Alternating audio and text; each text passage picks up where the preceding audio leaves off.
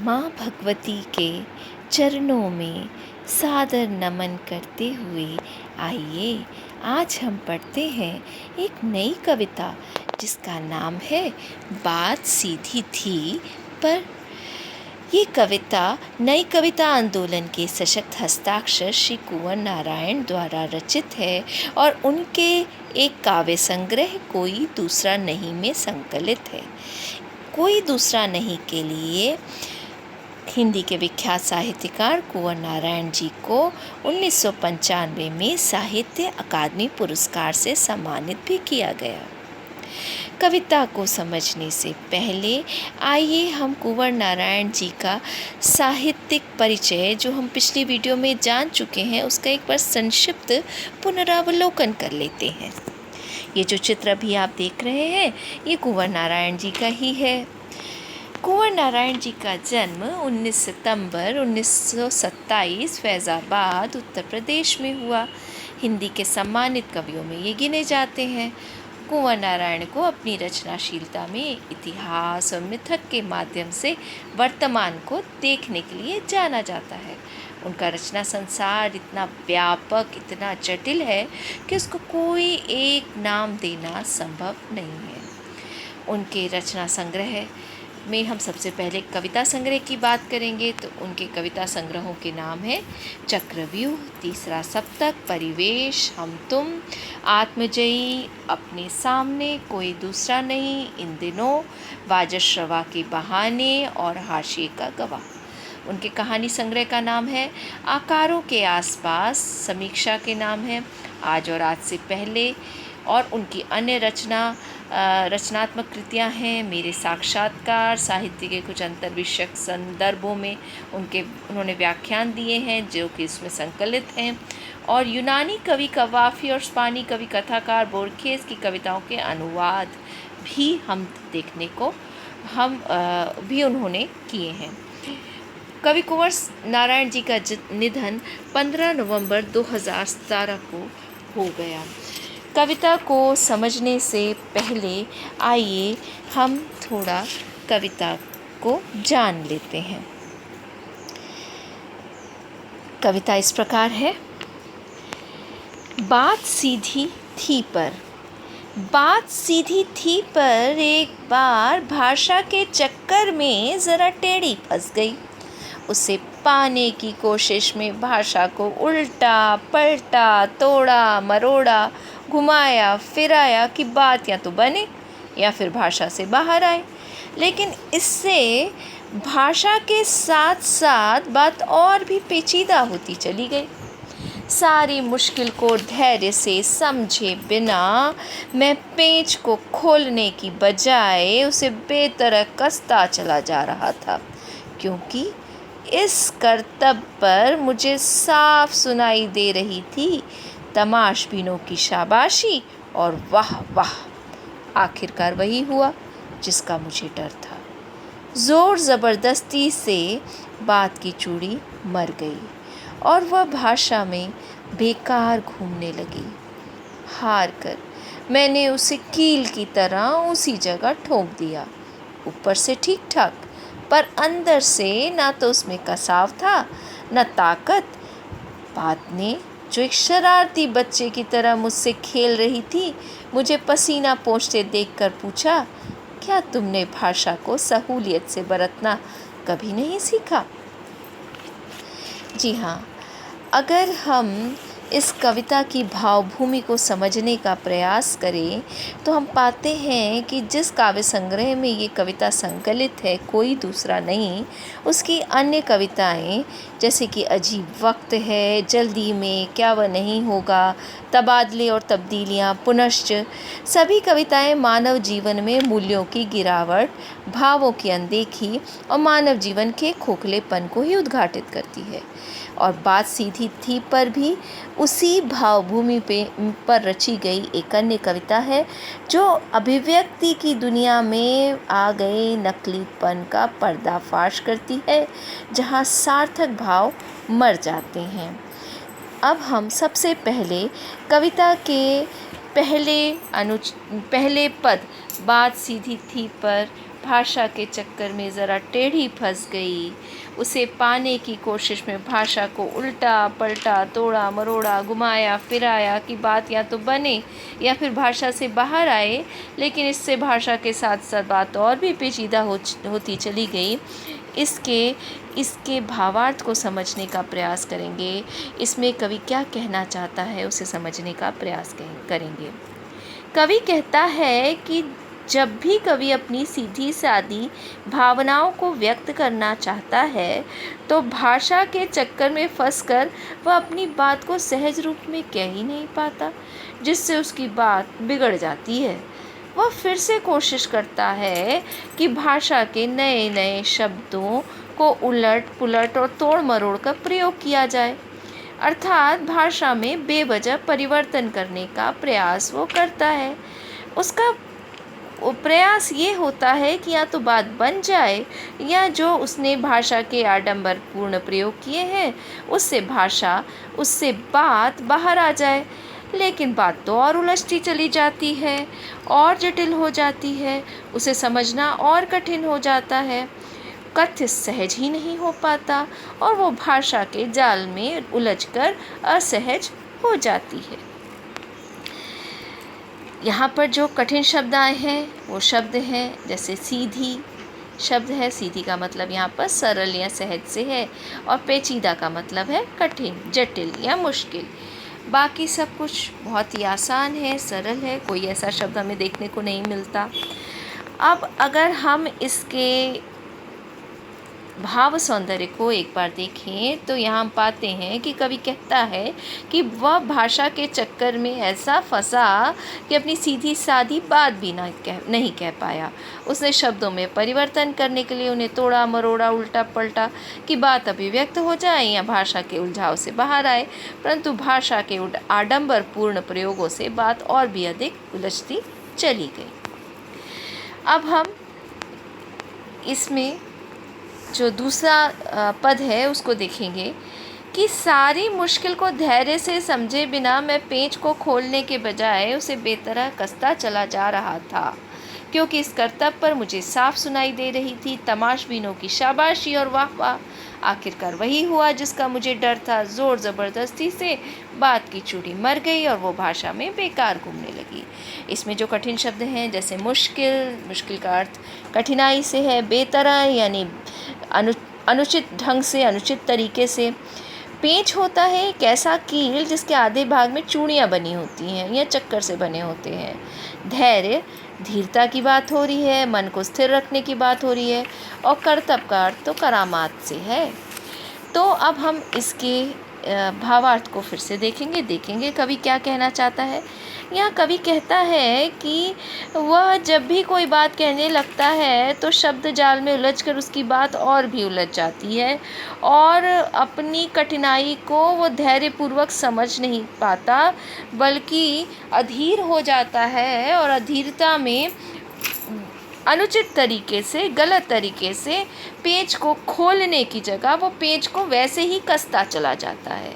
जैसे कि कोई मैकेनिक कोई पेंच फंस जाता है तो उसे अगर वो खोले नहीं और उसी तरह से कसता चला जाए तो वैसे ही वो भाषा के साथ करता है। भाषा की गांठों को खोले बिना वो उन्हें वैसे ही उन्हें सत्यापित करने का प्रयास करता चला जाता है। और वो ऐसा इसलिए करता है क्योंकि उसकी इस करामात पर उसे झूठे प्रशंसकों की, तमाशबीनों की, जिन्हें भाषा से कोई सरोकार नहीं है, भावों से कोई सरोकार नहीं है, उनकी झूठी वाहवाही सुनाई दे रही होती है, तारीफ सुनाई दे रही होती है। और इस प्रयास में जब वह बिना सोचे समझे भाषा के ऊल जलूल प्रयोग करता चला जाता है तो ऐसे में वही होता है जिसका भय कहीं उसके अंदर ही छिपा था। वो क्या होता है? भाषा के साथ ज़ोर ज़बरदस्ती करने से बात की चूड़ी मर जाती है। जैसे पेंच की चूड़ी मर जाती है और पेंच जो बेकार हो जाता है, ठीक उसी तरह बात की जो चूड़ी है, बात में जो मूल भाव है वो खुल नहीं पाता, वो ख़त्म हो जाता है, बेकार हो जाता है और वह भाषा में अनुपयोगी रूप से घूमने लगती है और उसका कोई कसाव नहीं रहता। जिस तरह से पेच अगर स्वतंत्र हो जाए तो वो सिर्फ घूमता रहता है, वो कसा नहीं जा सकता उसकी चूड़ी मर जाने पर, वैसे ही वो बात जो है भाषा में बस घूमती रहती है, लेकिन उससे कोई विशेष प्रयोजन सिद्ध नहीं हो पाता। जो कथ्य होता है वो कहा नहीं जा पाता। एक बार हम पुनः इसके जो इसका काव्य सौंदर्य है उसको देखने का मुख्य रूप से भाव सौंदर्य को पहले देखने का प्रयास करेंगे कि कवि कहता है कि धीरता से बात को समझने की बजाय भाषाई कर्तव्य से उसने बात को और भी अधिक उलझा दिया। जैसे एक मैकेनिक बिना सोचे समझे पेंच को ज़बरदस्ती कसता चला जाता है और पेंच की चूड़ी खराब हो जाती है और पकड़ ढीली हो जाती है, वैसे ही झूठे प्रशंसकों की झूठी वाहवाही में कवि ने शिल्प में इतने बेवजह प्रयोग कर दिए कि बात का प्रभाव ही समाप्त हो गया, उसका कथ्य भाषा में पड़ा बेकार हो गया, अर्थात अभिव्यक्त ही नहीं हो पाया। अब हम चलते हैं कविता के आखिरी हिस्से की ओर, जिसमें कवि कहता है कि हार कर मैंने उसे कील की तरह उसी जगह ठोक दिया। ऊपर से ठीक ठाक पर अंदर से ना तो उसमें कसाव था न ताकत।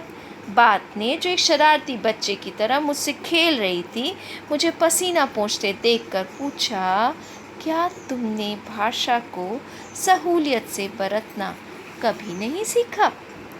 अब इसमें जो क्लिष्ट शब्द आए हैं जैसे कि कसाव जिसमें कसने का भाव है, बरतना जिसे व्यवहार में लाना, सहूलियत यानी सहजता, और कोई ख़ास इसमें कठिन शब्द यहाँ देखने को नहीं मिल रहा। तो यहाँ पर कवि कहता है कि जब उससे उसकी बात स्पष्ट ना हो सकी, अर्थात जब बात की चूड़ी मर गई या बात और उलझ गई, तो उसने बात को वैसे ही वहीं पर छोड़ दिया जैसे पेंच की चूड़ी मर जाने पर अक्सर उसे कसने वाला उसे वैसे ही ठोक देता है। ठोक तो दिया जाता है उसे कील की तरह, परंतु उसका प्रभाव कुछ भी नहीं होता, उसमें ताकत नहीं होती, उसमें पकड़ नहीं होती। ऐसी स्थिति में बात ऊपर से तो अपनी शिल्प की वजह से सुंदर और आकर्षक लग रही थी, परंतु उसमें सहज रूप में कसाव और ताकत नहीं थी। आडंबरपूर्ण शब्दावली से वाहवाही तो मिल जाती है, परंतु बात स्पष्ट नहीं हो पाती।